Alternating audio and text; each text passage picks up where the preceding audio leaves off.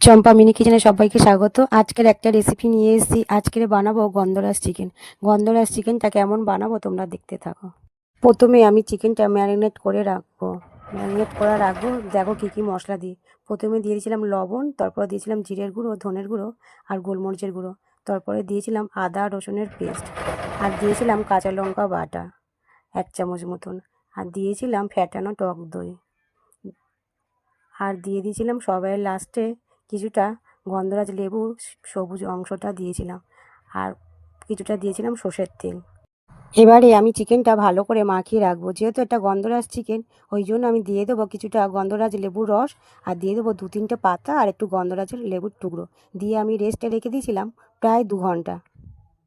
এবারে আমি কড়াইয়ে দিয়ে দেবো সর্ষের তেল, দিয়ে দেবো গোটা গরম মশলা ফোড়ন, আর দিয়ে দেবো গোটা গোলমরিচ, আর দিয়ে দেবো কুচনো পেঁয়াজ। পেঁয়াজটা আমার যখন লাল লাল করে ভাজা হয়ে যাবে তখন দিয়ে দেবো আদা রসুনের পেস্ট, আর দিয়ে দেবো কাঁচা লঙ্কা 1 চামচ। আবারও দিয়ে দেবো 1 চামচ ধনের গুঁড়ো, 1 চামচ জিরের গুঁড়ো, আর আমি ওপর থেকে যে চিকেনটা নিয়ে ওপর থেকে দিয়ে দেবো। আর যে আমি মশলাটা ওটা আমি পরে অ্যাড করবো, এখন আমি দেবো না। চিকেনটা আমি ভালো করে কষিয়ে নেবো। যেই চিকেনটা আমি ম্যারিনেট করে রেখে দিয়েছিলাম, ওই মশলাটা যখন আমি দেখছি চিকেনটার 8% হয়ে যাচ্ছে তখনই আমি মশলাটা দিয়ে দেবো।